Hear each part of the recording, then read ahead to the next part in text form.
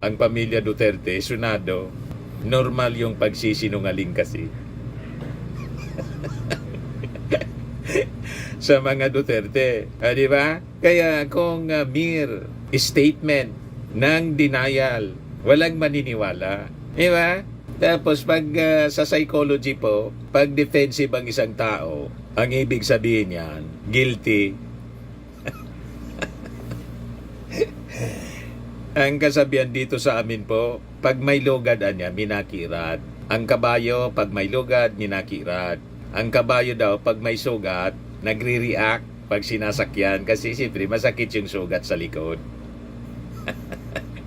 Kaya ang kabayo, pag may lugad, minakirat. Ayan ang lumalabas ngayon.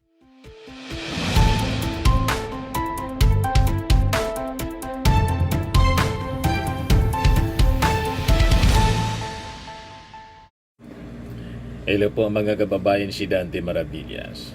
Taranta at defensive na ngayon po si Congressman Pulong Duterte. Bakit nandiyan Mr. Maravillas? Ito kasi yung balita. 81 out of 121 flood control projects sa distrito po ni Pulong. May nasili pong problema. Flag.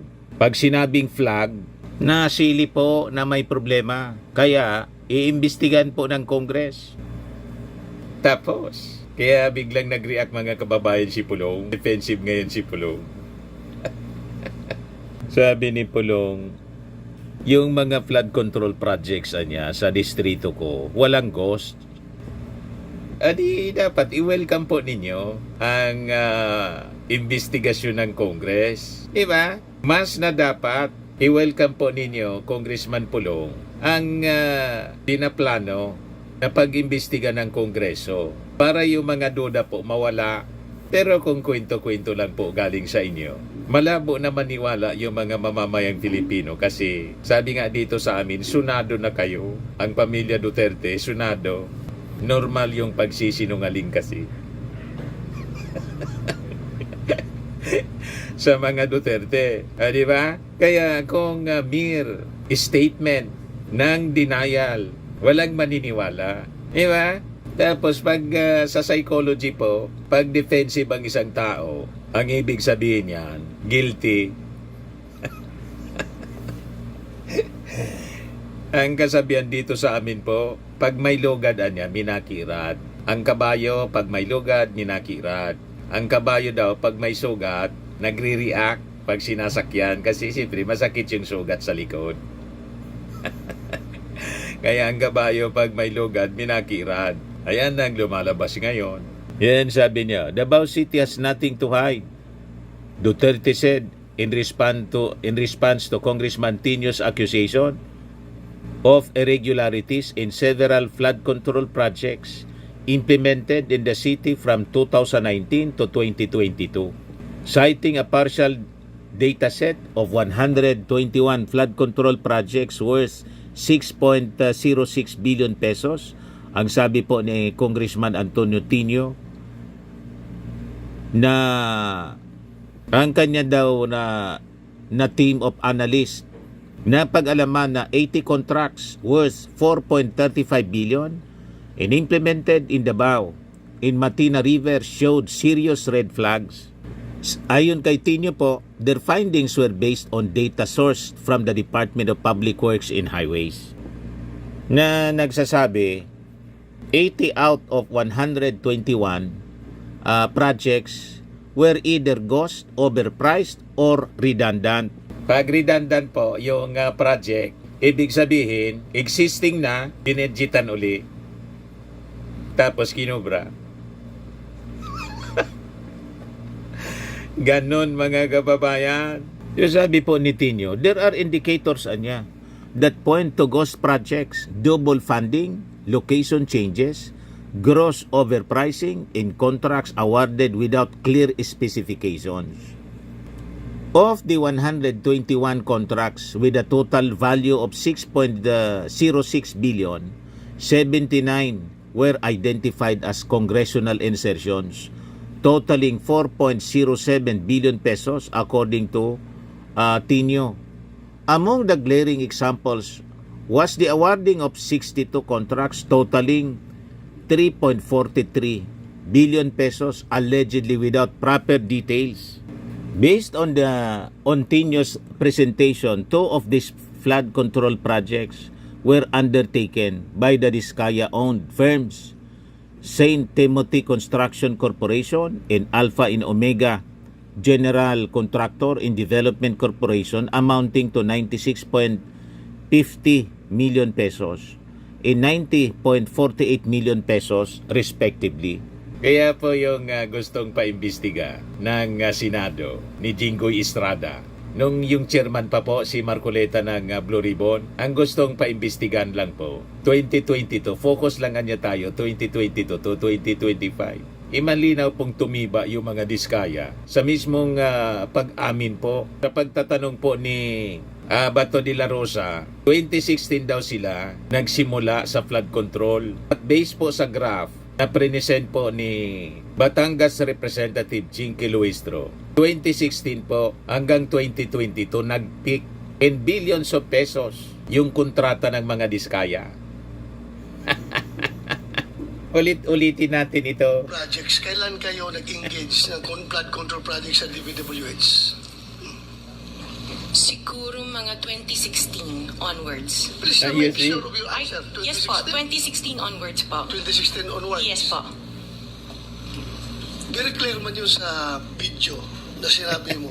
Kung kailan kayo kumita ng malaki, sabi mo, noong nag-DPWH na kami. Kaya nga, 2016. Ngayon, gusto mong i-attribute yung wealth ninyo going back noon pa sa tatay mo nung nagsimula kayo ganon. Pero very clear. The video Very clear nga, online, 2016. sinabi mo, noong nag-DPWH na kami. Yes po. So, kailan ba kayo nag-DPWH? Parang sometime in 2012, nag-start kami with DPWH. Can you be definite with your answer? Parang 2012? Oh, please, because you are under oath, please, Yes po. make sure of your answers. Sometime in 2012, we started with DPWH. We started with joining biddings. Pero prior to that, we were with local government. Yung mga flood control projects, kailan kayo nag-engage ng flood control projects sa DPWH? Siguro mga 2016 onwards. Please make sure of your answer. Yes po, 2016 onwards po. 2016 onwards. Yes po. Confirm. 2016 onwards. Natigilan si Bato. Nilaglag niya yung mismong Duterte administration. 2016 onwards, tumiba po yung mga Diskaya. Now you know kung bakit si Marcoleta, mga kababayan, ayaw na yung restitution muna. Para sa mga Diskaya, ibalik muna po yung mga nakulimbat, yung nakaw na yaman, before siya na pwedeng tanggapin sa Witness Protection Program ng DOJ. So malinaw na po sa inyo. At dito natin maintindihan kung bakit si Jinggoy Estrada, mga kababayan, ayaw niya na simulan ang investigasyon 2016. Ang gusto niya 2022 to 2025 lang. 2022 onwards niya. Mag-focus tayo. You see, gusto nila malinaw, mga kababayan, na pagtakpan yung previous administration. Kasi doon nga po tumiba yung mga Diskaya. Pati sa Davao. At yung Diskaya, naging kapartner ng CLTG. Yung construction company na pag-ari po ng tatay ni Bongo. Ito yung pagtatanong, mga kababayan, niya, no? Presentation ni Batangas Congresswoman Jinky Luistro, yung graph. So if you are referring to the current administration, then this must be 2022 up to 2024 project, Mr. Diskaya. Tama ba yun? Yes po, Honor. Okay. Okay. So kaya mo natapos ang project is because nakipagkasundo ka sa mga taong pinangalanan mo sa affidavit mo? Hindi po ako nakipagkasundo, Your Honor. Napilitan lang po kami, Your Honor. Hindi po kami nakipagkasundo kasi ayaw po namin magbayad. Sa totoo lang, masarap po ang buhay namin. Mas malaki sana ang kikitain pa namin kung hindi po kami magbabayad. Ayaw po namin. Napilitan ka na makipagkasundo. Would that work for you? Yes, wala po kami magawa, Your Honor. Okay. Hindi po kami nakapagkasundo pala, Your Honor. Napilitan lang talaga. Nevertheless, you were able to collect the payment for the contracts because you wish to believe dahil nag-submit ka dun sa mga requirement nila. Revenue O ito yung graph, Which mga you kababayan. during your past operations. Secretariat, please.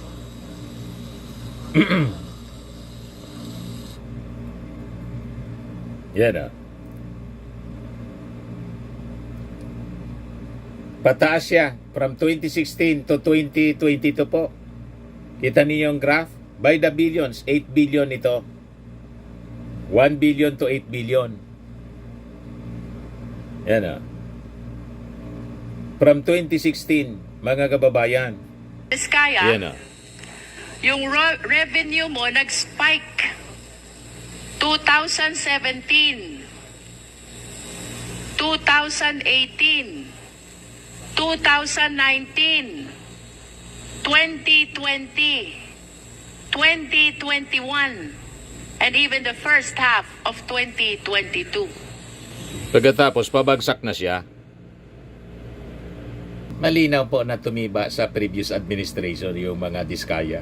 Kaya malamang kasama ito po sa mga projects na nagdala ng bilyon-bilyon sa mga diskaya. Based on Tino's presentation, 2 of these flood control projects were undertaken by the Diskaya-owned firms, St. Timothy Construction Corporation and Alpha and Omega General Contractor in Development Corporation, 96.5 million, 96.50 million pesos, and 90.48 million pesos respectively. So sabi dito, Tino said, 2 contracts worth 135.14 million were both allocated for the construction of identical sections of the Davao River. The first in 2019, and the second in 2020 with just minor extensions.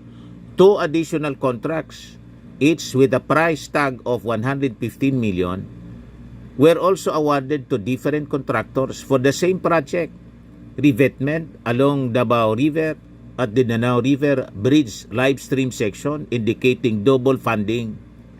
Kita ninyo, mga kababayan?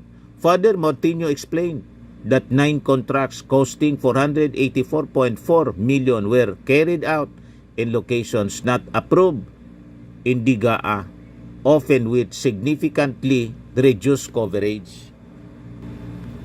He also flagged 620.57 million worth of 10 contracts that were allegedly implemented despite having no corresponding line items in DIGA.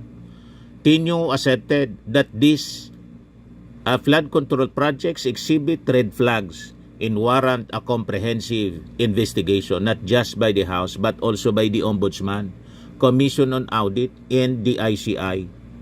A resolution is expected to be filed. So, ganon mga kababayan. Earlier, Representative Duterte confirmed that he received 51 billion worth of infrastructure projects including flood control during the last 3 years of his father's former President Rodrigo Duterte's term in office. But he maintained that these projects are legitimate and currently serving his constituents. So wala siyang dapat na ikatakot sa investigasyon kung legit. Di ba? Pero pag nagre-react siya na nagagalit siya mga kababayan kasi bobo sisiin, iba ang ibig sabihin yan. Kasi pag wala kang tinatago, dapat welcome yung investigation.